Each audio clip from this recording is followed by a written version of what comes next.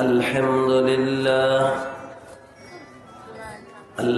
لله نحمده ونستعينه ونستغفره ونؤمن به ونتوكل عليه ونعوذ بالله من شرور أنفسنا ومن سيئات أعمالنا من يهده الله فلا مضل له ومن يضلله فلا هادي له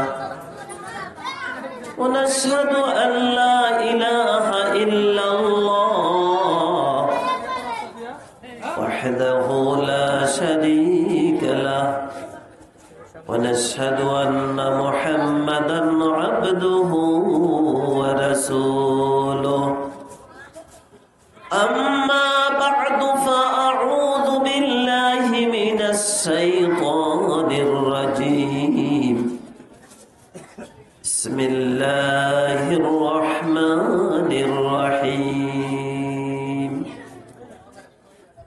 بل هو قرآن مجيد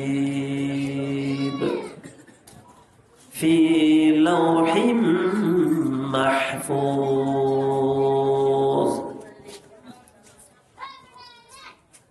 وعن عبد الله بن عمر رضي الله تعالى عنه قال قال رسول الله صلى الله عليه وسلم إن هذه القلوب تصدق كما يصدق الحديد إذا أصابه الماء قالوا يا رسول الله وما جلاؤها قال كثرة ذكر الموت وتلاوة القرآن. সবাই দরুদ শরীফ পড়ি।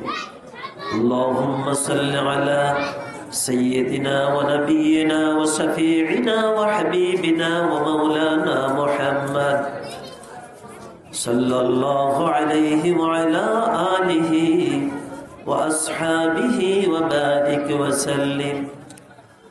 اللهم صل على سيدنا ونبينا وشفيعنا وحبيبنا ومولانا محمد صلى الله عليه وعلى آله وأصحابه وبارك وسلم.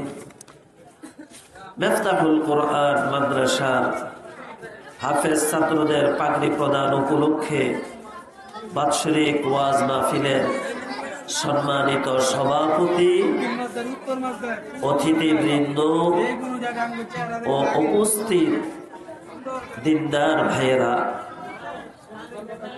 আমি কোরআনে কারীমের সূরাতুল বুরুজের শেষ দুইটি আয়াত আর রাসূলের হাদিস সমূহ থেকে একটা হাদিস আপনাদের সামনে পাঠ করেছি। আল্লাহর রাসূল সাল্লাল্লাহু আলাইহি ওয়াসাল্লামের হাদিস, সাহাবায়ে কেরামের আসার, তাবিঈনের আসার সহ সর্বমোট হাদিসের সংখ্যা হইল 12 লক্ষ। সবাই বলি সুবহানাল্লাহ।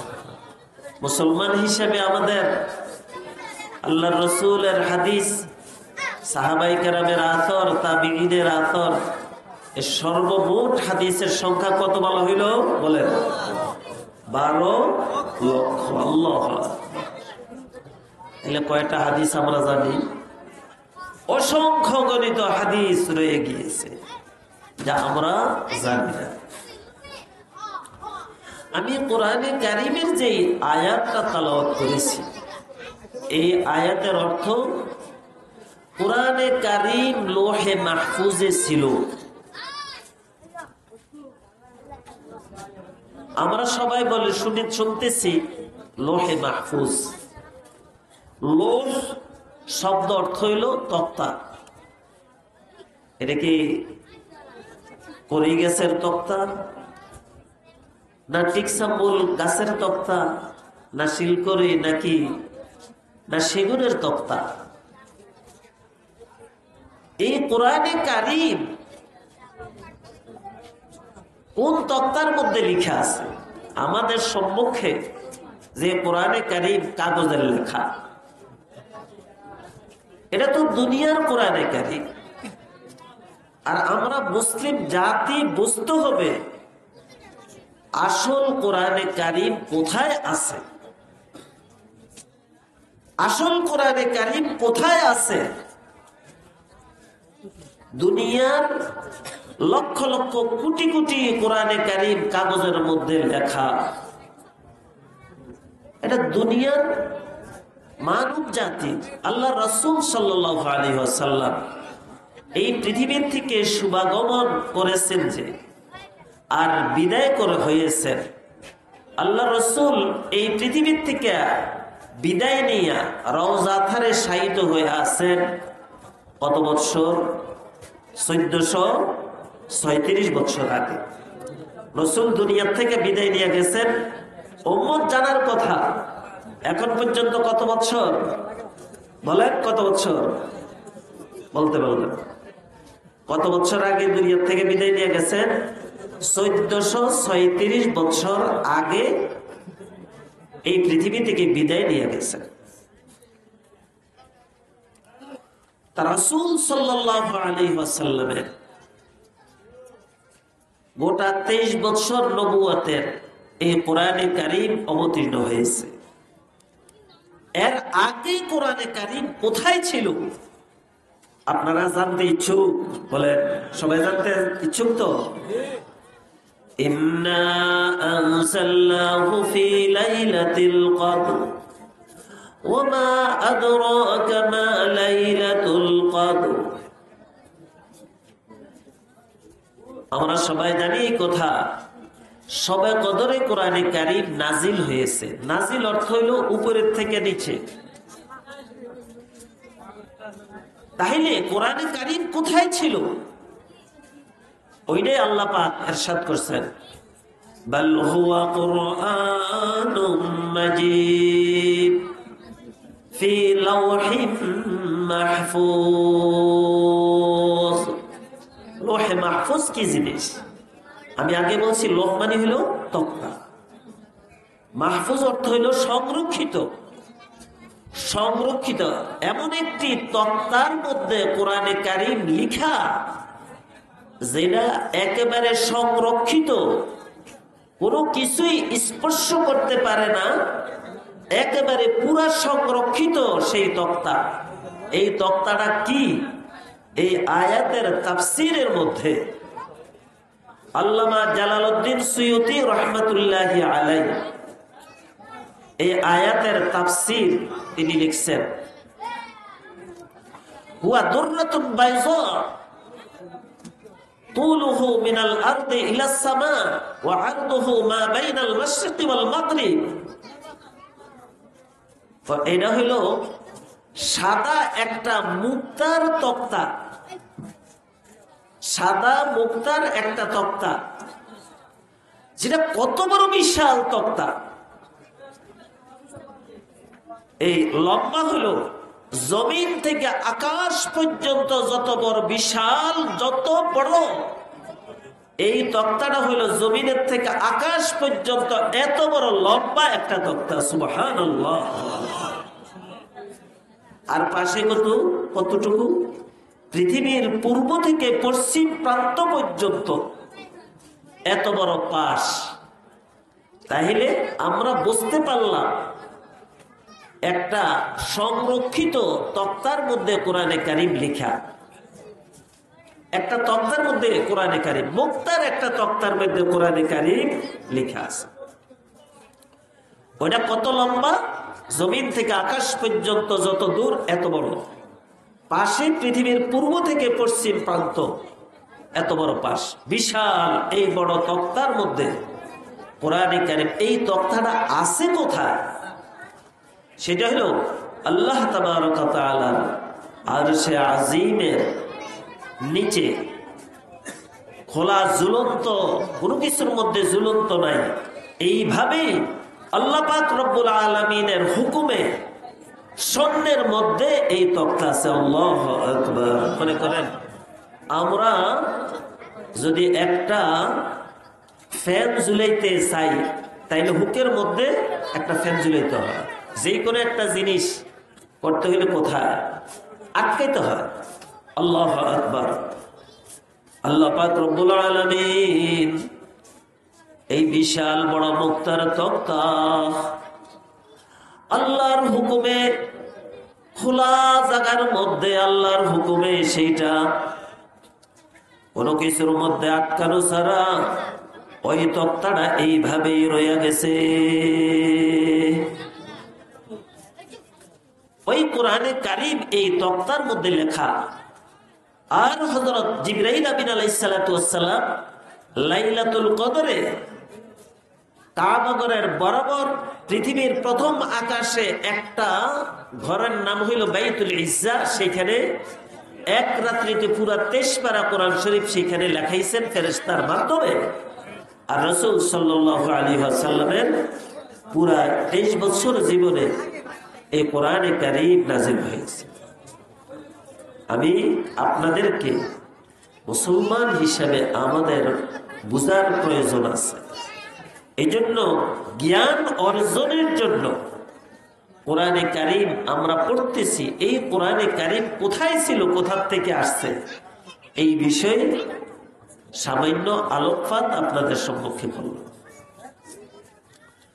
কোরআনে কারীম, এই যে হাফেজরা কোরআন শরীফ পড়ছে, একটা আয়াত মুখস্থ করতে কত সময়ের প্রয়োজন? অনেক সময় লাগে একটা আয়াত তারা মুখস্থ করে। কোরআনে কারীমের হাফেজদেরকে খাটো নজরে দেখা যাবে না। আল্লাহ, খাটো নজরে দেখা যাবে না। এবং যারা দ্বীন শিক্ষা করে তাদেরকে খাটো নজরে দেখার কোনো সুযোগ নেই। যদিও নাকি আজকাল যারা নাকি ইসলামের বিরুদ্ধে যারা ষড়যন্ত্র করে, মাদ্রাসাগুলোর বিরুদ্ধে ষড়যন্ত্র করে, কিন্তু আল্লাহ তাবারক ওয়া তাআলা তাদের সমস্ত ষড়যন্ত্রকে নস্যাৎ কইরা এই বাংলাদেশের মধ্যে অনেক কোরআনী মাদ্রাসা হয়েছে। বলেন তো, আমি আপনাদেরকে একটা প্রশ্ন করি, পুরা বিশ্বের মধ্যে বাংলাদেশকে চ্যাম্পিয়ন করছে কোন জিনিসে? বলেন। আলহামদুলিল্লাহ, আলহামদুলিল্লাহ সবাই বলেন। পুরা বিশ্বের মধ্যে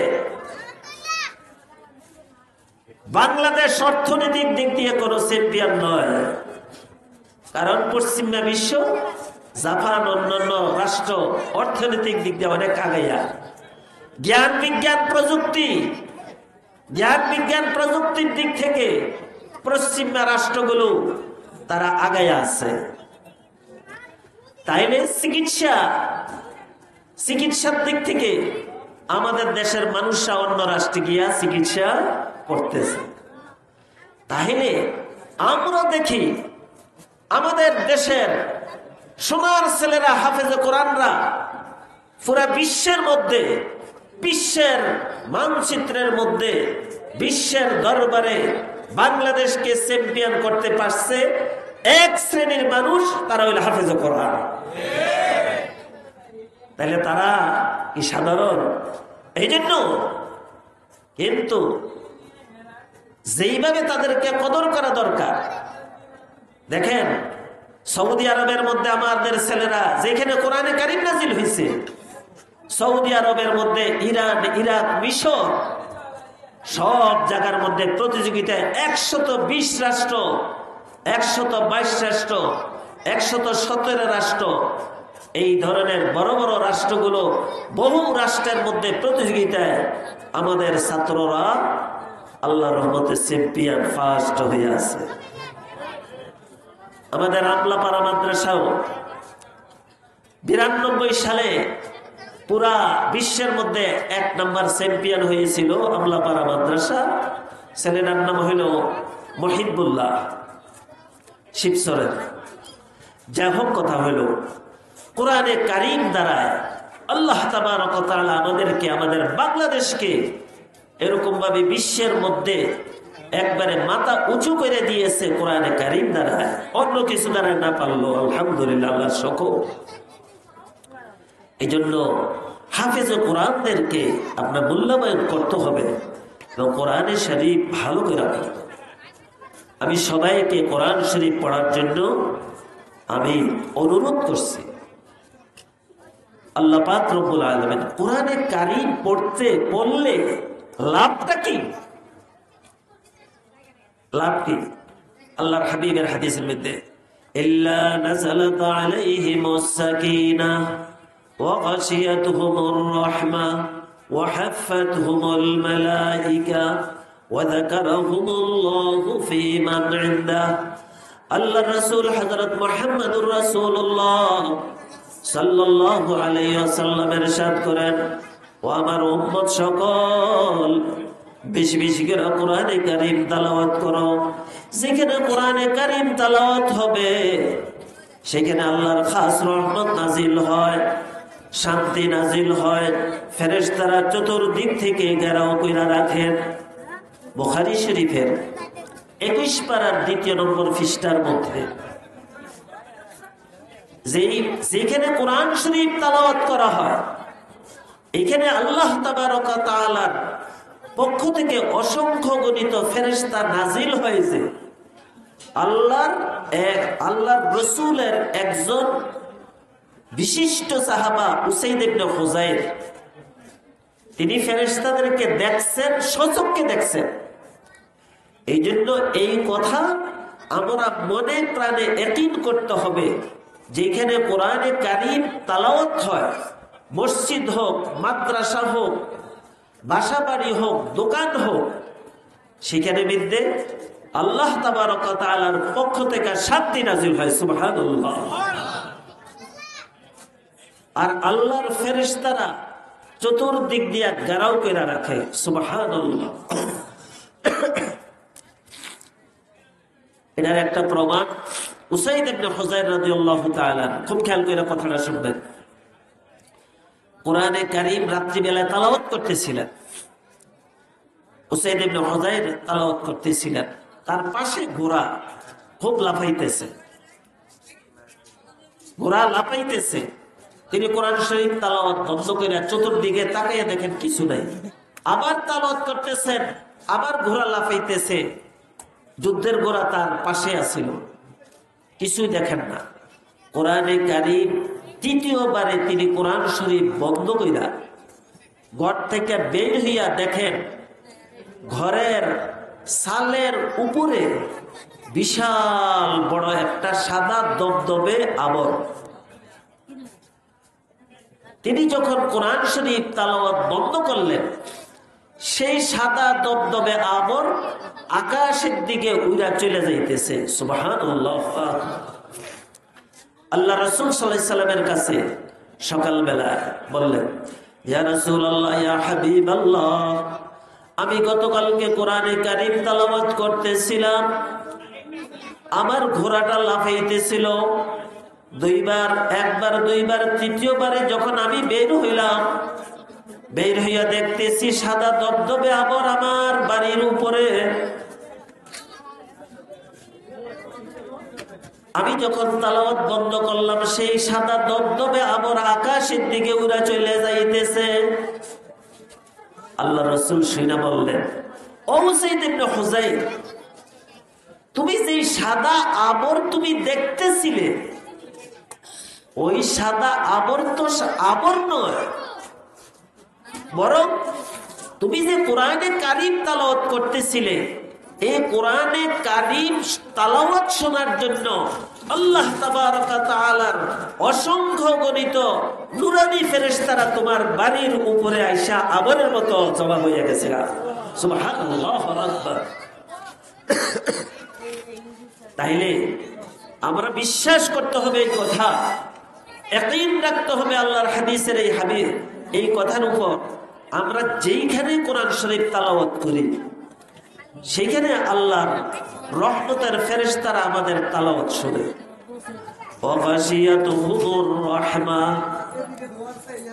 এক নাম্বার হলো শান্তি নাজিল হয়, দিলের মধ্যে শান্তি।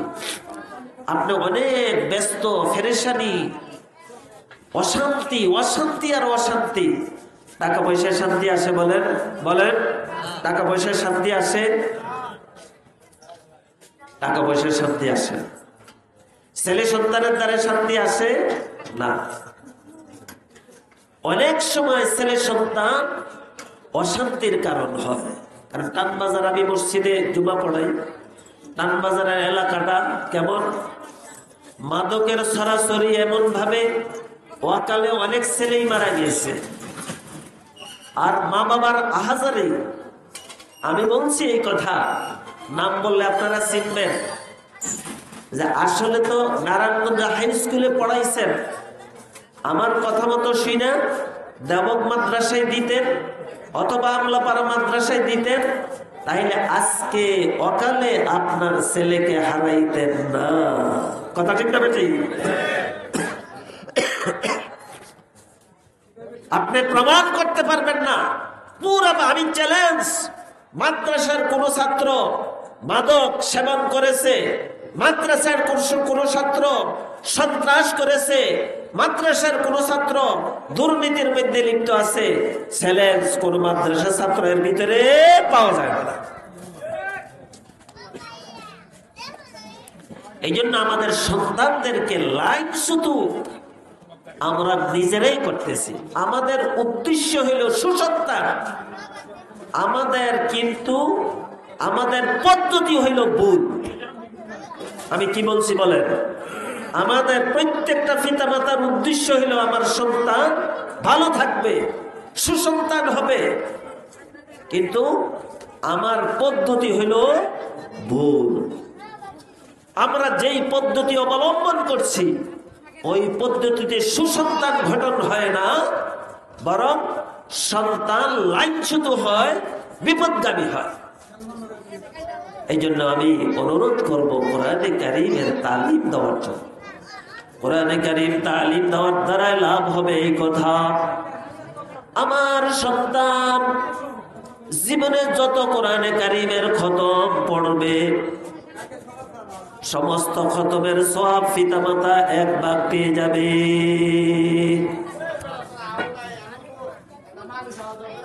একটা হাফেজ কোরআন যদি নাকি তার জীবনে 100 খতম কোরআনে কারীম সে করে, তার মাতা পিতা 100 কোরআনে কারীমের খতমের সওয়াব সে পেয়ে যাবে। সুবহানাল্লাহ। তাইলে কোরআন শরীফ যারা হাফেজ বানাইছেন, যাদের সন্তান, তারা লাভবান হয়েছেন কিনা? অবশ্যই লাভবান। এই জন্য আমি কোরআন শরীফ তালাওয়াতের কয়টা লাভ বলছি। 1 নম্বর হইল মনের শান্তি। আজ অনেক অভিভাবক সন্তানের মাতা পিতা হায় হায় অনেক কিছু করতেছে। সন্তান, ছেলে মেয়ে বিবাহ শাদী, মেয়ে এক জায়গায় বিবাহ আর ছেলে আরেক জায়গায় বিবাহ, মা বাবাই কিছুই জানে না। আলহামদুলিল্লাহ আমি এই কথা বলতে পারবো, কোন আলেম, কোন হাফেজ মা বাবার অবৈধ হইয়া বিবাহ শাদী করছে কে, এরকম নজির নাই। এই জন্য শান্তি কোরআনে কারীমের মধ্যে শান্তি। অশান্তি আপনি কোরআনে কারীমকে ছেড়ে দিয়েছেন, অশান্তি। আমি একটা ঘটনা বলি। 2016 সালের অধ্যাপক গেরিল মিনার কানাডার একজন খ্রিস্টান ধর্মযাজক, সে কোরআনে কারীমকে 2 বছর পর্যন্ত রিসার্চ করেছে। উদ্দেশ্য হইল কোরআনে কারীমের মধ্যে কোন জায়গায় যদি ভুল পায়, ওই ভুলটাকে মুসলমানের বিরুদ্ধে সে প্রচার করবে। অধ্যাপক গেরিল মিনার, খ্রিস্টান ধর্মযাজক। কয় বছর বলছি? 2 বছর। 2016 সালের কথা। 2 বছর পর্যন্ত সে কোরআনে কারীম রিসার্চ করেছে শুধু ভুল তালাশ করার জন্য। ভুল কি পাওয়া যাবে বলেন? কোরআন শরীফের মধ্যে কোনো ভুল পাওয়া যাবে বলেন? কখনো না।